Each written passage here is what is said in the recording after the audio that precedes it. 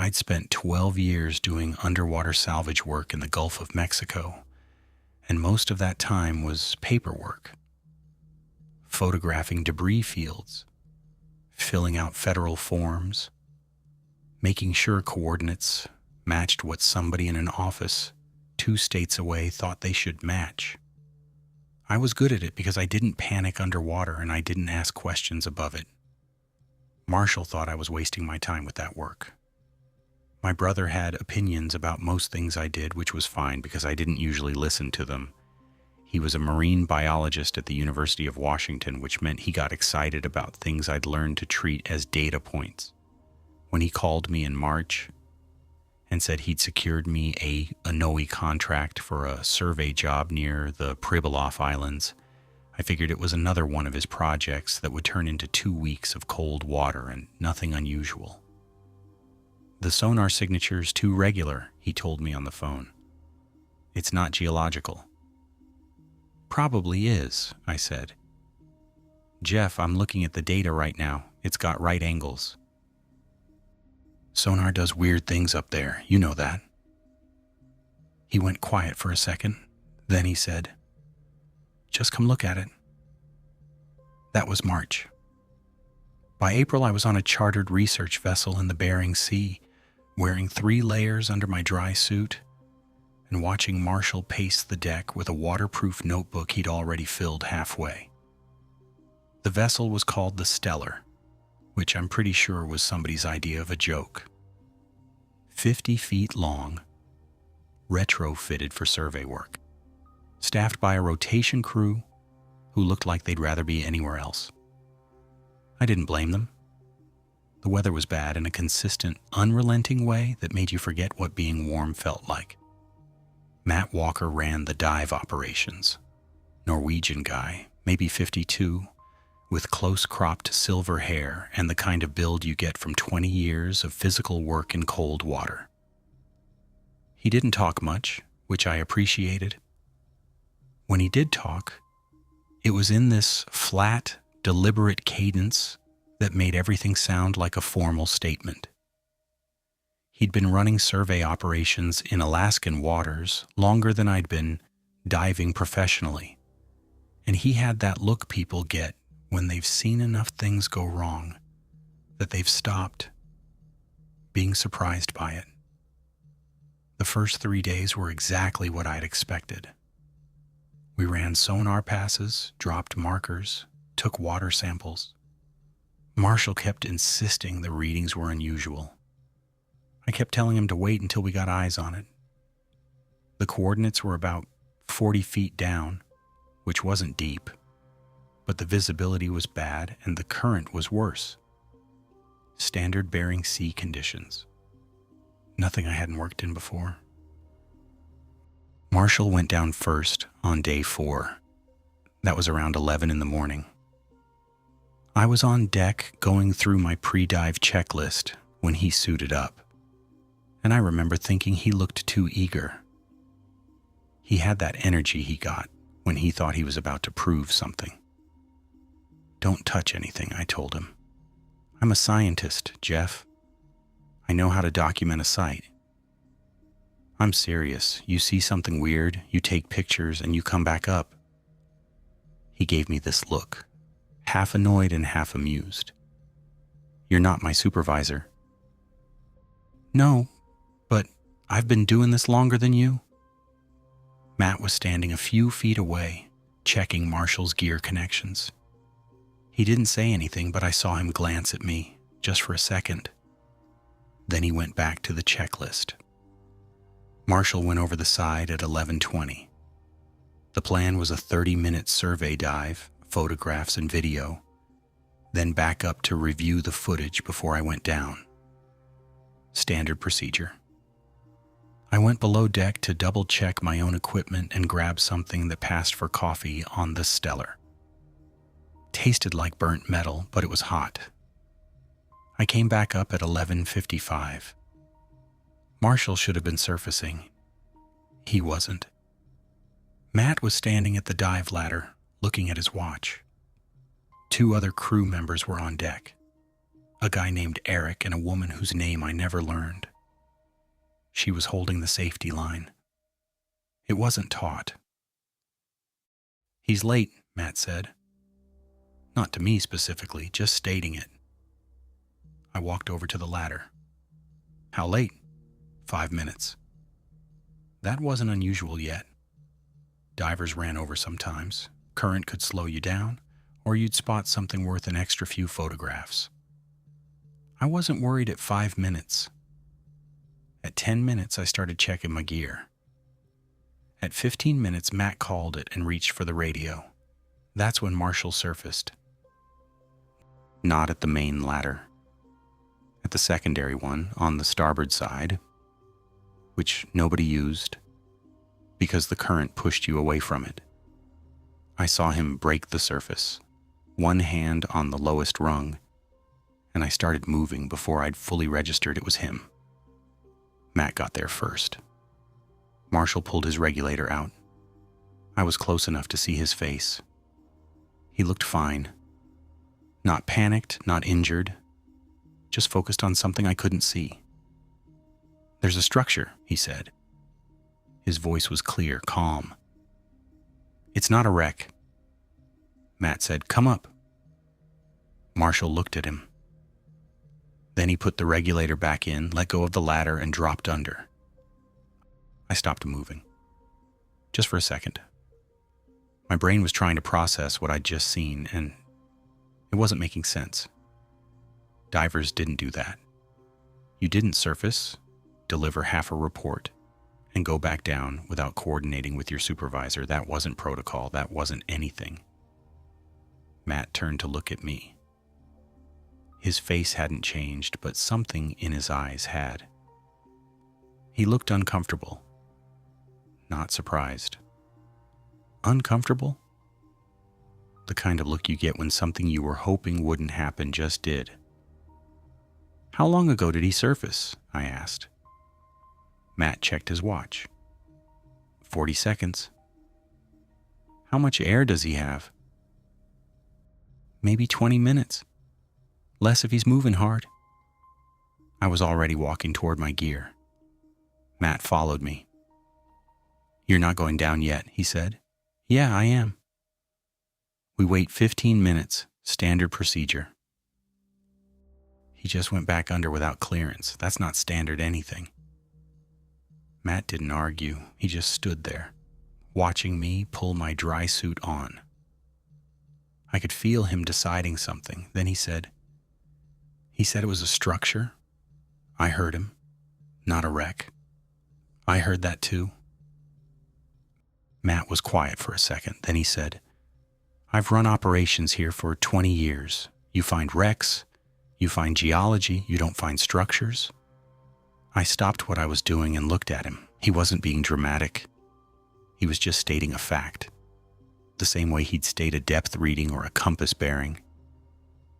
I didn't know what to do with that, so I went back to suiting up. "If you see him down there," Matt said, "you bring him up. You don't go looking at whatever he found. That's the plan." "I mean it." I finished sealing my suit and checked my regulator. Everything was functional. My tank was full. I had 40 minutes of air, which was more than enough to find Marshall and drag him back to the surface if I needed to. Matt helped me with my helmet. His hands were steady, but his face still had that look. I wanted to ask him what he wasn't saying, but there wasn't time. Marshall had been under for 3 minutes now, maybe 4. "Don't stay down longer than 30 minutes, Matt said. "I don't care what you find." "Got it." I went over the side before he could add anything else. The water was cold enough that I felt it through the dry suit. Not painful, just present. A reminder that I was somewhere my body wasn't built for. I let myself sink, equalized, and started following Marshall's dive line down. The visibility was maybe 10 feet, which was better than I'd expected, but still bad enough that I couldn't see the bottom yet. At 20 feet, the light started to fade. At 30 feet, it was almost gone.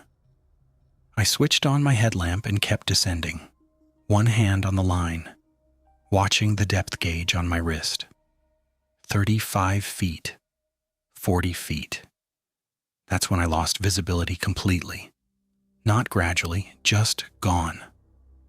1 second I could see the line in front of me. The next second I couldn't see anything except the faint glow of my own headlamp, reflecting off particles in the water. I stopped descending and hung there, trying to orient myself. The current was pulling me west, which matched the surface readings. I could still feel the line in my hand. That was something. I kept going down. 45 feet, 50 feet. The line was still there, angling slightly south. Marshall had gone this way. I was following him. That was all I knew. At 55 feet, my headlamp caught something dark ahead. Not the seafloor, something vertical. I slowed down, pulled myself along the line, and got close enough to see it clearly. It was a wall, not a rock formation, not a wreck. A wall. Smooth, dark stone, maybe 8 feet high, running perpendicular to the current. I couldn't see where it ended in either direction. My headlamp just showed me the section directly in front of me, and that section looked like someone had built it on purpose. Marshall's line was tied to a piece of rebar wedged into the seafloor about 3 feet from the wall. I followed it to the rebar, then looked up. There was an opening. Not a gap, a doorway, rectangular, deliberate. Leading into darkness my headlamp couldn't reach. I checked my air. 32 minutes left. I checked my depth, 58 feet. I checked the time. Marshall had been under for 8 minutes now. I didn't think about it, I just went in. The floor inside was stone. Smooth. I could feel it through my gloves when I put my hand down to steady myself. My headlamp swept across the space and I got maybe 15 feet of visibility before the beam just stopped, swallowed by water that shouldn't have been this clear, this deep, but also shouldn't have been this dark. The walls were the same stone as the outside. No seams I could see, no tool marks, just continuous dark surface running up maybe 10 feet to a ceiling I could barely make out. I checked my depth gauge. Still 58 feet. That was fine. My air was at 30 minutes. That was less fine, but manageable if I didn't waste time. Marshall's line kept going, angled toward the back of the room. I followed it. The space was bigger than I'd expected. Not huge, maybe the size of a small garage, but it didn't feel like a room underwater. It felt like a room that happened to have water in it. That distinction bothered me, but I didn't have time to figure out why. I swept my light along the walls as I moved. Nothing, no growth, no barnacles, no algae, no silt buildup in the corners. I'd been doing salvage work in the Gulf for 12 years, and I'd never seen a surface underwater that didn't have something on it. Even steel that had been down for a week would start to collect film. This stone looked like someone had placed it here yesterday, except it didn't look new. It looked old, really old. The kind of old you see in pictures of ruins that predate most of what we bother teaching about. Marshall's line ended about 12 feet in. He was kneeling on the floor next to it. His helmet was off, just sitting there beside him, regulator still attached, air still flowing. I could see the bubbles rising in my peripheral vision. His eyes were open. Marshall. I said it out loud even though that was stupid. Sound doesn't carry underwater the way it does above. But I said it anyway. He didn't move. I kicked forward and grabbed his shoulder, turned him toward me. His body moved easy, no resistance. His eyes tracked past me, focused on something over my left shoulder. I looked. There was nothing there. Just the far wall. I looked back at him. His face was calm, not blank. Calm. The way people look when they're concentrating on something really hard and don't want to be interrupted. "Marshall, we need to go." "Nothing." I checked his air. He had 26 minutes left. More than me, he'd been down here longer, but he hadn't been moving much. That tracked. I reached for his helmet, planning to get it back on him, and that's when I noticed the water. It was warmer, not a lot. Maybe 5 degrees. But I could feel it through my dry suit, which I shouldn't have been able to. Dry suits are insulated. The whole point is you don't feel the water temperature unless something's wrong with the seal. My seals were fine. I checked them twice before getting in. The water inside this structure was just warmer than the water outside, and that wasn't possible. Water temperature doesn't work that way. There's no mechanism for a stone structure sitting on the seafloor to heat the water inside it unless there's a thermal vent. And I'd have seen that. I'd have felt it before I even got in here. I put that aside. I had 28 minutes of air and a brother who wasn't responding. I got Marshall's helmet back on him. He didn't help, but he didn't fight me either. I cinched it down, checked the seal, made sure his regulator was seated properly. His eyes stayed focused on the wall behind me the whole time. I clipped my line to his harness. 2 points. Chest and hip. If he went limp, I needed to be able to control him on the way up. "We're going now," I said. He didn't answer. I didn't expect him to. I turned him toward the entrance and started kicking. He came along. No resistance. His legs moved a little, not enough to call it swimming, but enough that he wasn't dead weight. That was something. The doorway was right where I'd left it. I went through first, pulling him behind me, and checked my surroundings. The wall extended in both directions further than my light could reach. I couldn't see the edges. Just stone running off into black water. Marshall's original line was still tied to the rebar. I followed it back, keeping one hand on Marshall's harness, kicking steady. 26 minutes of air now, depth still 58 feet. I'd need to ascend slow to avoid the bends. But not so slow I ran out of air halfway up. The visibility opened up a little once we cleared the structure. Maybe 8 feet. I could see the line ahead of me, the faint glow of the surface somewhere above, the shape of Marshall drifting beside me like he was asleep.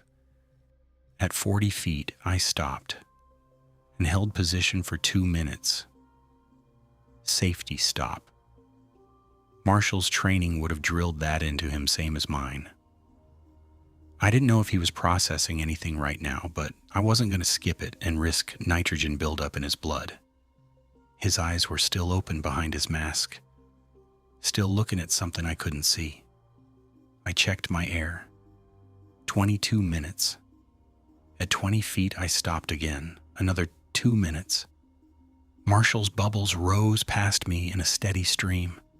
His regulator was working fine. He was breathing fine.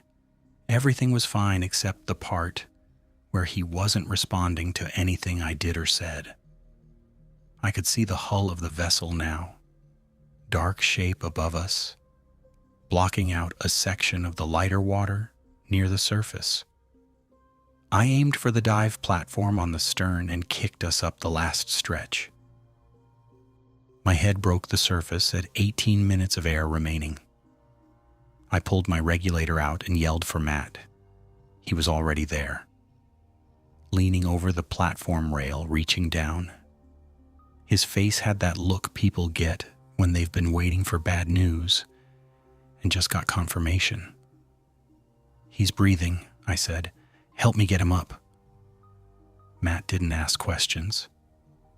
He grabbed Marshall under the arms and hauled him onto the platform while I unclipped and pushed from below. Marshall came up easy. Too easy. He should have been helping. I climbed up after him and pulled my mask off. Marshall was on his back on the platform, helmet still on, eyes open, staring straight up at the sky. Matt was already on the radio. I caught pieces of it. Coast Guard, medical emergency, coordinates. I knelt next to Marshall and pulled his helmet off. His hair was plastered to his head, water running down his temples. His eyes didn't track me. They just stayed fixed on the sky. Marshall. Nothing. I checked his pulse. Steady, normal. I checked his pupils. They reacted to light. That was something. What happened down there? Matt asked. I don't know. What did you see? A structure, stone. He was inside it. Matt's face did something I didn't have a word for. Not surprise. Recognition, maybe, like I'd just confirmed something he'd already suspected. He say anything? Matt asked. No, he was just kneeling there, helmet off, staring at the wall. Staring at what? Nothing. There was nothing there. Matt looked at Marshall, then at me, then back at the radio. The Coast Guard was saying something about ETA, 40 minutes maybe. I wasn't tracking it clearly. I sat down next to Marshall and kept my hand on his shoulder. His chest rose and fell. Steady. Normal. Everything was normal except he wasn't there. The water inside the structure had been warmer. I didn't mention that to Matt. I didn't know what mentioning it would accomplish. The helicopter was gone by the time I got back to the vessel. Matt was in the equipment bay, strapping down tanks and coiling hoses. He worked fast. Too fast. Like someone who'd already decided he was done. They get him stable? I asked. Matt didn't look up. Coast Guard said he was breathing, vitals normal. That's all they told me. Where'd they take him? Providence, Anchorage. He finished with the hose and moved to the next one. You should go with him. I will. I mean now. I stayed where I was. Matt kept working. He had the kind of efficiency that comes from doing the same task 1,000 times. Muscle memory taking over so the brain can think about something else. I'd seen it in guys who were trying not to process what they'd just witnessed. You ever see something like this before? I asked. He stopped. Didn't turn around. Just stopped mid-motion with his hands on a regulator he'd been checking. Once, he said. I waited. Different site. Southeast of here. Maybe 8 years ago. He set the regulator down and finally looked at me. Diver came up talking about a structure. Said it didn't belong there. Went back down to document it and came up different. Different how? Wouldn't talk. Wouldn't eat. Just stared at nothing. Matt's voice was flat, reporting facts. Medevac took him to Anchorage. I finished the contract and left. What happened to him? Don't know. Didn't follow up. He picked up the regulator again. Didn't want to. I figured that was probably the smart move. The kind of decision that keeps you working in this field for 20 years without losing your clearance or your mind. You file a report? I asked. Yeah. What did they say? Nothing.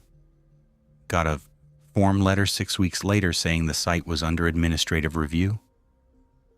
He looked at me directly. Never heard another word about it. That tracked. I'd worked enough federal contracts to know how things disappeared into administrative review. It was where inconvenient data went to stop being a problem. You going back down? Matt asked. Yeah. Don't.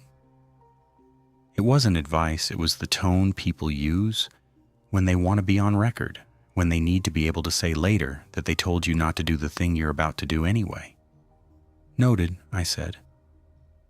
Matt went back to packing. We didn't talk after that. I flew out on the same helicopter that took the medical team back to Anchorage. Marshall was at Providence by the time I got there. They had him in a room on the 4th floor with machines I didn't recognize and a neurologist who looked too young to be making the kind of decisions she was probably making. Her name was Dawn Stewart. She had Marshall's chart on a tablet and a look on her face that I'd seen before on engineers who just found a problem they didn't have an explanation for. "You're his brother?" she asked. "Yeah. He's stable. Vitals are normal. No signs of oxygen deprivation, no pressure trauma, no physical injury we can identify. But..." She hesitated. That was the tell. Doctors who hesitate have found something they don't want to commit to paper yet. "His brain activity is unusual," she said. "Unusual how?" "Active, very active, but not in a way that corresponds to conscious thought or response to external stimuli." She pulled up something on the tablet. Lines and waves I didn't understand. "It's almost like he's processing something continuously.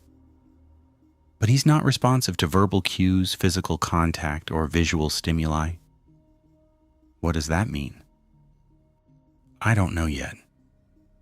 I appreciated that she didn't try to dress it up. I asked if I could see him. She said yes, but told me not to expect a response. Marshall was in bed with his eyes open, staring at the ceiling. His chest rose and fell. Normal rhythm, normal everything. Except he wasn't there. I sat in the chair next to the bed and didn't say anything. I didn't know what to say. After maybe 20 minutes, I left. I got back to the vessel just after midnight. Matt's gear was gone. He'd cleared out completely, left a note on the galley table that said he'd filed his portion of the incident report and was heading back to Anchorage on the supply boat. The note didn't say anything else. Didn't need to. I made coffee and sat in the control room looking at the sonar data. The structure was still there, same coordinates, same dimensions. The imaging hadn't changed. At 2 a.m, I suited up. The water was the same, cold, low visibility. I followed the descent line to 40 feet and then tracked the coordinates by compass. The structure appeared the same way it had before, too clean, too intact, sitting on the seafloor without any of the biological accumulation that should have been there. The entrance was sealed, not blocked. Sealed, like the opening had never existed. I ran my hand over the stone where the gap had been and felt nothing but smooth surface. I circled the structure. Took me maybe 15 minutes. On the north face, I found a second opening, half buried in the seafloor, narrow enough that I had to angle my tank to fit through. Inside was a chamber I hadn't seen before, smaller than the first one. The water was warmer here, too. Not by much, but enough to register. On the floor were 12 regulators arranged in a loose circle. Different brands, different ages. Some of them were corroded enough that I couldn't read the manufacturer's stamps. Some were recent. One had a university sticker I didn't recognize. Yellow and blue. Stylized letters I couldn't make out through the silt. In the center of the circle was a stone surface, flat, maybe 3 feet across, covered in markings. Not carvings, markings. Like they'd been pressed into the stone while it was soft and then hardened after. The shapes didn't match anything I'd seen before. Curves and angles that didn't follow any alphabet I recognized. I took photographs, 40, maybe 50 shots. Different angles, different lighting, close-ups of individual markings. My camera had a dive housing rated to 200 feet, and I used every function it had. Then I got out. Back on deck, I stripped down and uploaded the photos to my laptop.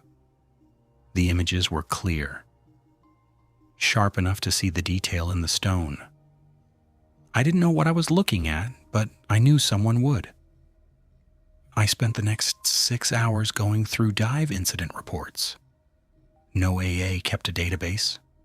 So did the Coast Guard. So did the Alaska Department of Fish and Game. None of them talked to each other. I cross-referenced incidents within 12 miles of the Pribilof coordinates going back 40 years. 11 cases. Divers going catatonic. Divers disappearing. Divers surfacing and refusing to go back in the water without explanation.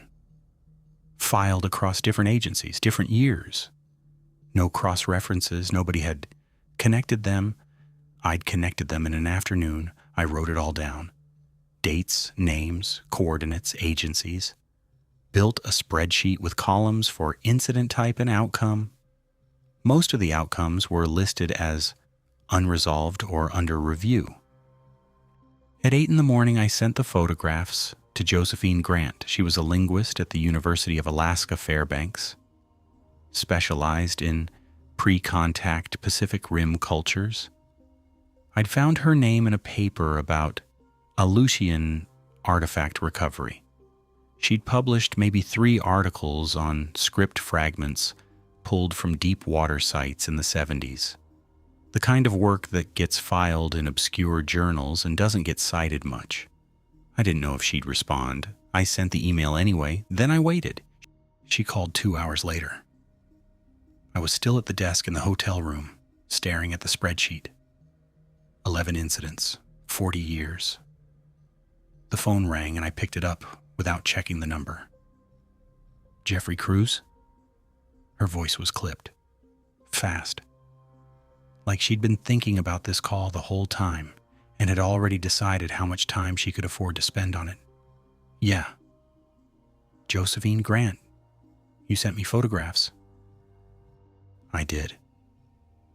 Where did you get them? I told her. Pribilof Islands, 40 feet down, structure on the seafloor.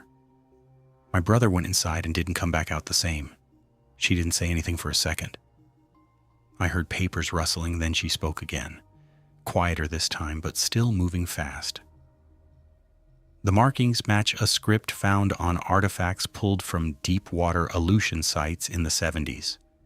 Ceremonial objects mostly, stone tablets, a few carved implements. The script showed up on maybe a dozen pieces total, all recovered from different locations across a 200-mile span. No context, no translations. The artifacts were cataloged and then transferred. Transferred where? Private collection, East Coast. I don't have a name, and I didn't ask for one when I was told. She paused. The transfer happened quietly. Most of the records were pulled from public access. A few articles got published before that. Mine was one of them. I didn't realize at the time that publishing it was a problem. What kind of problem? The kind where funding dries up and nobody returns your calls. Her voice flattened. I moved on, different research, safer research. I haven't looked at those fragments in 20 years. I didn't say anything. She kept going. Your photographs show the same script, same structure, same directional markers. It's not a coincidence, and it's not a hoax. Whoever made those objects knew about the site you found. Or the site you found is one of several. She stopped. How many people know about this? Coast Guard, no AA. The hospital in Anchorage. Dive supervisor on the vessel. Have you filed a report? Not yet. Don't. I waited. I'm serious, she said. Don't file anything. Don't send those photographs to anyone else. If this site matches the artifacts I worked on, then someone already knows it's there. Someone decided a long time ago that it wasn't worth investigating, or that it was worth burying. Either way, making noise about it won't help your brother, and it won't help you. You're telling me to do nothing.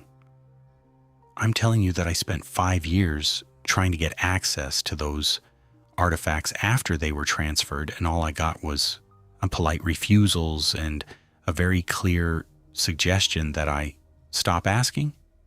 The people who moved those pieces didn't want them studied. They didn't want them talked about, and they had enough weight to make that happen across multiple institutions. She exhaled, sounded tired. I don't know what you found down there. I don't know what happened to your brother. But I know that the last time someone tried to make this public, it didn't go anywhere.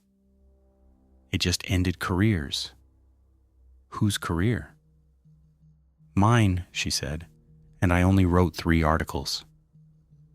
I looked at the photographs on the screen, the stone surface, the markings, 12 regulators arranged in a circle. What do the markings say? I don't know. I never finished the translation. I didn't have enough material, and I didn't have enough time before the funding stopped. She paused again, longer this time. I'm sorry about your brother. I really am, but I can't help you. And you shouldn't contact me again. She hung up. I sat there holding the phone for a minute.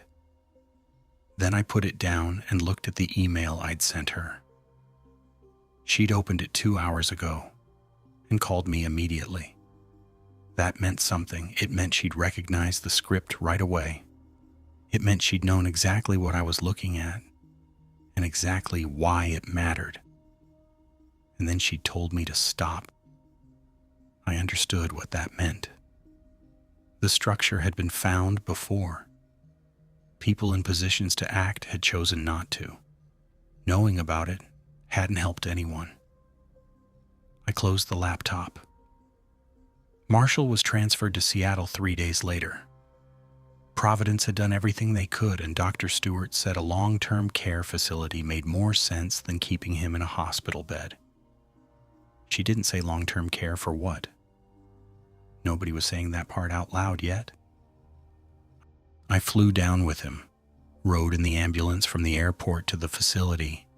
It was a low brick building in Northgate with a parking lot that needed repaving and a front desk that smelled like industrial cleaning solution.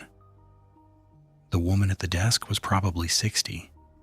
She had me sign 6 different forms and didn't make eye contact during any of it. Marshall's room was on the 2nd floor. Single bed, window facing the parking lot. They transferred him from the gurney and he didn't react. His eyes were open, but he wasn't looking at anything. Dr. Stewart had said the brain activity was unusual. She'd used that word twice and hadn't elaborated. I stayed for an hour, sat in the chair by the window and watched him breathe. He looked fine, no injuries, no visible damage. He just wasn't there. When I left, I told the front desk woman I'd be back. She nodded and handed me a folder with contact information and visiting hours. I took it and walked out. I flew home to Corpus Christi the next morning. I filed the report a week later. Full incident report to NOAA. I included the photographs. I included the cross-referenced incident list. I included everything I'd found in that second chamber. I wrote it all out in the same flat language I'd used for 12 years of salvage documentation. No speculation, no theory, just what I saw and what I measured and what I couldn't explain. I sent it and then I waited. 6 weeks later, I got a form letter. It was 2 paragraphs long. The first paragraph said the survey contract was terminated. The second paragraph said the sonar data was under administrative review. There was a reference number at the bottom. No contact information, no follow-up instructions. I called the number on the original contract, got transferred 3 times. The last person I talked to said the file was closed and there was nothing else they could tell me. I asked what administrative review meant. She said she didn't have that information. I asked who did. She said she couldn't say. I hung up. Nothing followed the letter. No calls, no requests for additional information. No questions about the photographs or the incident list or the 12 regulators I'd found sitting in a circle on the sea floor. They'd closed it. Just like that. I took a desk job in Houston 2 months later. Salvage company called Coastal Recovery Services. They needed someone to review permits and coordinate with federal agencies. Make sure the paperwork was in order before the divers went in. It was the same work I'd been doing for 12 years, just from the other side of the desk. I was good at it. Didn't require much. I showed up. I read the forms. I checked the coordinates. I made sure everything matched. Other people did the diving. I kept the photographs, didn't delete them, didn't publish them either. I couldn't work out what publishing them would actually accomplish. Josephine Grant had tried. She'd written 3 articles and lost 5 years. The artifacts had been moved anyway. The records had been pulled. The people who wanted it buried had enough weight to make that happen. I didn't have that kind of weight. I had a dead contract and a brother in a long-term care facility and a folder full of incident reports. Nobody had connected until I did. Publishing the photographs wouldn't bring Marshall back. It wouldn't reopen the investigation. It wouldn't make NOAA care. So I kept them on a drive, and I didn't talk about them. I called the facility in Seattle every week, talked to the same nurse most of the time. She said Marshall was stable. No changes. He ate when they fed him. He slept. He stared at the ceiling. Sometimes his lips moved, but no sound came out. Dr. Stewart called every few months. She didn't have anything new. The brain activity was still unusual. She was consulting with colleagues. There wasn't a precedent for this. I thanked her and hung up. I kept working. Kept checking the Pribilof incident reports when I could. New ones kept appearing, different agencies, different years. No references to prior cases, connected to nothing. I added them to the spreadsheet. Kept building it. I didn't know what I was building toward. I kept building it anyway. Dr. Stewart's calls became predictable in their emptiness. Every 2 or 3 months, the phone would ring with a Seattle area code, and I'd answer already knowing what she was going to say. Same pattern every time. She'd ask how I was doing. I'd say fine. She'd tell me Marshall's condition was unchanged, still unresponsive, still stable. The brain activity was still unusual but not degenerating. She was still consulting with colleagues, still no precedent. I'd thank her.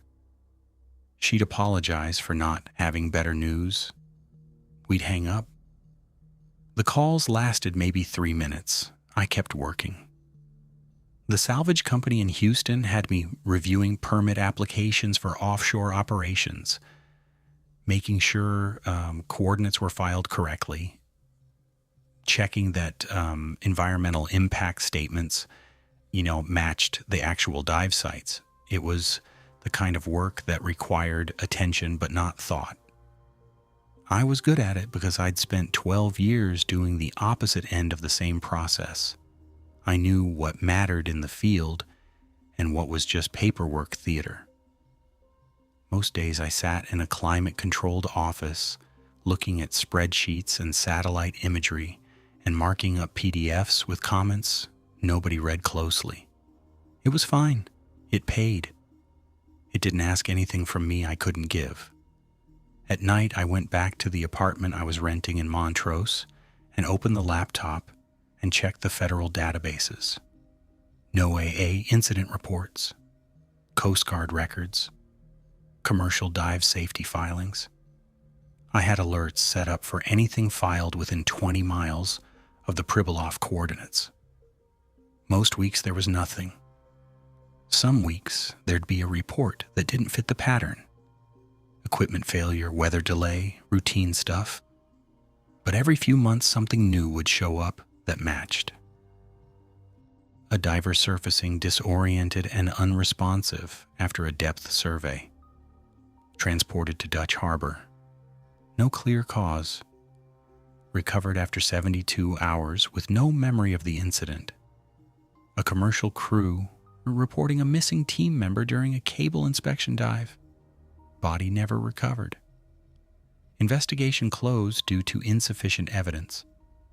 A research assistant from a Canadian university vessel going catatonic mid-dive. Airlifted to Anchorage. Discharged 2 weeks later. No diagnosis. Different agencies, different years, no references to each other, no pattern acknowledged in any official record. I read each one and added it to the spreadsheet. Date, agency, coordinates, outcome, status. I kept the file on a personal drive, not the company laptop. I didn't know what I thought I was doing. It wasn't like anyone was going to ask for it. It wasn't like it was evidence of anything that mattered to people who could actually do something about it, but I kept adding to it anyway. The structure was still down there. That was the part I couldn't get past. It wasn't going anywhere. It was sitting on the seafloor, clean and patient and waiting, and people kept finding it, and nothing kept happening afterward. No investigation, no follow-up. Just a scattering of incident reports filed by people who didn't know about the others, and a structure nobody wanted to acknowledge, and my brother staring at a ceiling in Seattle. I flew out to see him twice. Once in October, once in February. The facility was clean and quiet and depressing in the way all those places are. Pale walls, fluorescent lights, smell of disinfectant and cafeteria food. Marshall had a room on the 3rd floor with a window that looked out at a parking lot.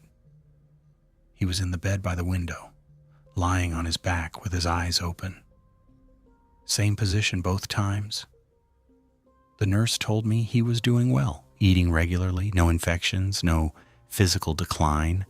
I sat in the chair next to the bed and didn't know what to say. I told him about work, about the apartment, about nothing that mattered. His eyes didn't move. After 20 minutes, I ran out of things to talk about and just sat there. His lips moved a little. No sound, just the faint shape of something he was trying to say or couldn't stop saying. I watched for a while, and then I left. On the flight back to Houston, I stared out the window at the clouds and didn't think about anything. Dr. Stewart called again in March. Same script. No changes. Still consulting, still unusual, still no precedent. I thanked her. She paused before hanging up and said she was sorry this was all she had to offer. I told her it was fine. She was doing what she could. We both knew that wasn't true, but there wasn't any point saying it. I kept checking the reports, kept adding to the file. April brought 2 new incidents, one in the Pribilof region, one farther south near Unalaska. Both divers recovered, both with gaps in memory and no clear medical explanation. I added them, checked the coordinates, same radius, same pattern. I didn't know what I was waiting for. Maybe for someone else to connect the dots, maybe for Noe to reopen the case, maybe for Marshall to wake up and tell me what he saw down there that made him take his helmet off 40 feet underwater. None of that was going to happen. I knew that. But I kept the file anyway. Someone had to be keeping count. That was it. That was all I had. A spreadsheet nobody asked for, and a brother who couldn't talk, and a structure on the seafloor that nobody wanted to admit existed. I went to work. I reviewed permits. I came home. I checked the databases. I added new incidents when they appeared. Dr. Stewart called every few months with nothing new. I thanked her every time. The file kept growing, slowly. One incident every month or two. Different agencies, different outcomes. Same coordinates, same silence afterward. I didn't know what it was building toward. Didn't know if it would ever matter to anyone but me. But I kept building it, kept adding to it, kept watching the reports come in and marking them down and filing them away on a drive nobody knew about. Marshall was still in Seattle. The structure was still in the Bering Sea. The reports kept coming. And I kept counting. That was all I could do. So I did it.